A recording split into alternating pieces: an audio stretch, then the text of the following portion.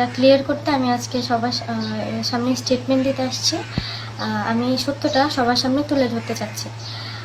ঘটনাটা শুরু হয় আমার বিল্ডিংয়ে 10:40 থেকে 10:40 কিংবা 45 নাগাদ আমি বের হই। বের হওয়াতে আমি আমার যে বিল্ডিং সেখান থেকে 5 মিনিট দূরত্বের রাস্তা। আমি সেখানে একটা হোটেলে রাতের খাবার খেয়ে আসি খুব দ্রুত, কারণ যেহেতু গেটটা অফ করে দেবে 11টা সাড়ে 11টার মধ্যে, আমাকে দারোয়ান জানিয়েছিল আগে। আমি তারপর খেয়ে এসে খুব দ্রুত আসি আমার বিল্ডিংয়ের এখানে। আমি যখন বিল্ডিং থেকে বের হই তখন দারোয়ান ছিল না, থাকলে হয়তো আমি তাকে বলে যেতে পারতাম। উনি ছিল না, তাই আমি কিছু না বলেই দ্রুত বেরিয়ে গিয়ে দ্রুত খাবার সেরে আসি আমার বিল্ডিংয়ে। বাট উনি তারপরে এসে দেখি উনি তখন বাজে 11:10 কিংবা 12। এসে আমি বিল্ডিংয়ে আমি নিচে গেটে অনেক ধাক্কাধাক্কি করি, বলি প্রথমে ভালোভাবে শান্তভাবে যে কেউ আঙ্কেল আমার দরজাটা খুলে দেন, আমি বাইরে আছি, আমার দরজাটা খুলে আমি ভিতরে ঢুকতে পারবো।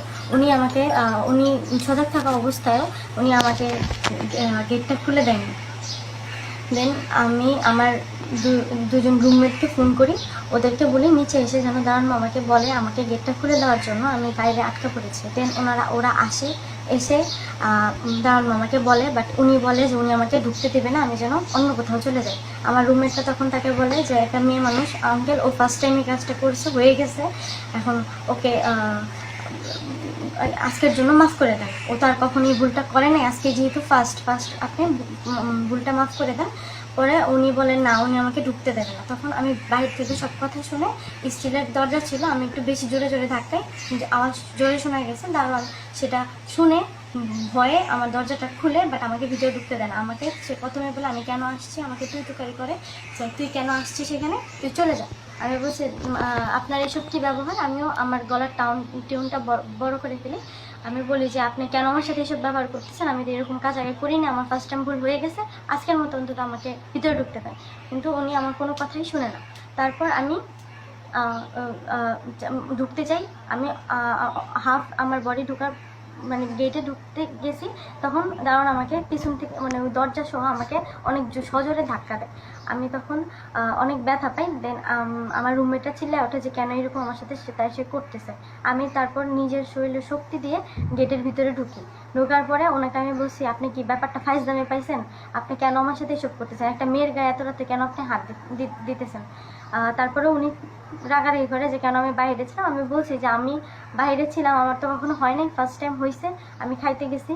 কিন্তু উনি আমার কোনো কথাই বুঝতে চায় না। আমিও আমার গলার টিউনটা একটু বড় করে ফেলি, ওনার সাথে আমার অনেক জোরে কথা কাটাকাটি হয়। তো এক পর্যায়ে উনি আমার গলার টিউন বেড়ে যাওয়ার কারণে উনি আমার গালে সজোরে চাপার নিচে একটা থাপ্পড় মারে। তখন আমি অনেকটা স্তব্ধ হয়ে যাই, মানে আমি বুঝতে পারি না আমার সাথে কী হয়েছে। তারপরে উনি সাথে সাথে আমার বুকে কয়েকটা কিল মারে।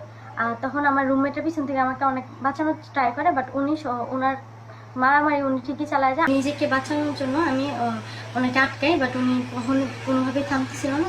তখন উনি আমাকে আমার তলপেট বরাবর বাম পাশে একটা লাথি মারে। তখন আমার বিল্ডিংয়ে অপোজিট বিল্ডিংয়ে একটা ভাই আছে, উনি সব কিছু অবজার্ভ করতেছিল। দেন এখন তিনি যখন শুনে অনেক জোরে চিল্লাচিল্লি হচ্ছে, তারপরে উনি আসে দারোয়ানকে আটকায়, কলারে আটকায়। উনি দারোয়ানকে গালি দিয়ে বলে কেন একটা মেয়ের গায়ে উনি হাত দিতেছে। তারপর সাথে সাথে আমাদের গলির প্রত্যেকটা বিল্ডিংয়ের মানুষ গ্রামে সব মুরব্বীরা নেমে যাওয়ার পর সবাই ওনাকে ধরে যে কেন উনি একটা মেয়ের গায়ে হাত দিচ্ছে। এর মাঝখানে আমার আরেকটা রুমমেট এসে দেখে যে উনি আমাকে ঘুষি দিচ্ছে আমার বুক বরাবর। তো আমি তখন সেটা বুঝতে পারি না, আমাকে মারার পর আমি কিছুটা স্তব্ধ হয়ে যাই। আমি তখন ঘটনাটা অবজার্ভ করতে আমার একটু সময় লাগে। তারপর সব মুরব্বীরা এসে আমাকে বলে যে এরকম কি হয়েছে বা কি। আমি তখন হয়তো বা ঘটনাটা বলি, আমার রুমমেটরা সবাই বলে, আমার রুমমেটটা আমাকে বাঁচানোর ট্রাই করে, বাট উনি কন্টিনিউসলি ওনার মানে হাত চলতে থাকে। তো এইসব বলার পরে উনি বলতেছে যে না আমি কোনো মারামারি করিনি। উনি একদম পুরো অস্বীকার করতেছে যে উনি মারামারি করে না, বাট ওই যে ভাইয়াটা দেখছে সব কিছু, উনি সব কিছু বলছে সবাইকে। তারপর মুরব্বীরা বলে যে আজকে এটা এখানেই থাক, ম্যানেজারকে ফোন করে, বাসার ম্যানেজারে। ও আমার বাসার কোনো বাড়িওয়ালা ছিল না, বাড়িওয়ালা ছিল বিদেশে। ওনাকে যখন আমি বলতাম বাড়িওয়ালার নাম্বার দিতে, উনি বলতো বাড়ির দায়িত্ব সম্পূর্ণ ওনার হাতে। উনি শুধু আমার সাথে না, বিল্ডিংয়ের বেশিরভাগ মেয়ের সাথে উনি অনেক খারাপ বিহেভ করতো। বাইরে জুতা রাখা নিয়ে দেন ময়লা ফালানো নিয়ে অনেক খারাপ বিহেভ করতো। আমরা কিছু বলতাম না, উনি বুড়া মানুষ, এই জন্য ওনাকে আমরা কোনো কথাতে কোনো দাম দিতাম না, বলতাম যে ঠিক আছে উনি বলতেছে, উনি বুড়া মানুষ বলতেই পারে। তাই তারপর এই এক পর্যায়ে উনি একটা ঠুনকো কারণে আমার সাথে এরকম এত বাজে বিহেভ করে। এখানে বাজে বিহেভ করে, উনি যদি পারতো আমার দরজাটা খুলে দিতে তাহলে আজকে এত বড় কাহিনীটা হতো না। বাট উনি হঠাৎ করে মাথা রেগে যায়, দেন উনি আমার গায়ে হাত তোলা শুরু করে।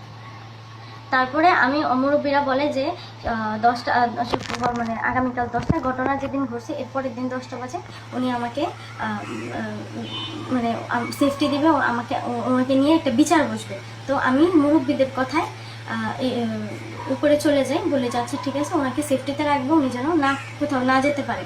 কিন্তু ওনাকে কেউ সেফটিতে রাখে নাই। আমি উপরে যাওয়ার 10 মিনিটের মাথায় যখন আবার নিচে আমরা সবাই নামি, সবাই বলতেছে, সব মেয়েরা বলতেছে না এটার একটা বিচার হওয়া দরকার, উনি যেহেতু আমাকে এইভাবে মারছে। দেন ওনাকে চেক করার জন্য নিচে গেলে দেখি উনি নাই। উনি ওনার রুমের দরজা বন্ধ করে ভিতরে লাইট ফ্যান জ্বালায় রুমে ওনার ফোন এবং ওনার গেটের চাবি রেখে উনি দেওয়াল টপকায় ওই বিল্ডিংয়ের পাশ দিয়ে চলে যায়। দেওয়াল টপকানোর সময় আমাদের কিছু সিনিয়র ভাইদের কানে চলে যায় যে আমার গায়ে হাত তোলা হয়েছে। দেন আমার ওই 2 নং গেটের ওইখানেই অনেক ভাইয়েরা আসার পরে ওনাকে ধরতে চায়। ওনারা নিজস্ব চোখে দেখে যে ওনারা দারোয়ান পালায় যেতেছে। দেন ওনাকে ধরতে গেলে উনি দস্তাদস্তি করে ওখান থেকে পালায় যায়। তারপর সিনিয়র ভাইয়েরা আসে, আমাকে সব কিছু জিজ্ঞাসা করে, সব কাহিনী জানতে চায়। দেন যে কাহিনী জেনে আমাকে ভিতরে সেফটিতে রেখে ও দারোয়ানকে প্রক্টর অফিসে নেওয়ার যাওয়ার জন্য সিনিয়র ভাইয়েরা ওনাকে পিছে ধাওয়া করে। বাট উনি ততক্ষণে স্থানীয়দের সাথে মিশে অনেক বাজে কুচ্ছারোটানোটায় যে শিক্ষার্থীরা তাকে মারতে আসতেছে বা কিছু একটা করতে আসতেছে। কিন্তু ভাইয়ারা গেছিল ওনাকে ধরতে প্রক্টর অফিসে ধরে নেওয়ার জন্য।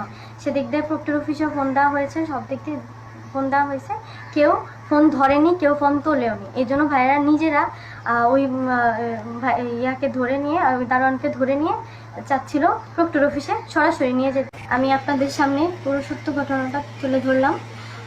আমি চাই আমি সহ সবার একটা নিরাপত্তা চাই, আমি সহ আমার সকল ভাই বোনদের একটা নিরাপত্তা চাই এবং এই ঘটনাটার সুষ্ঠু একটা বিচার।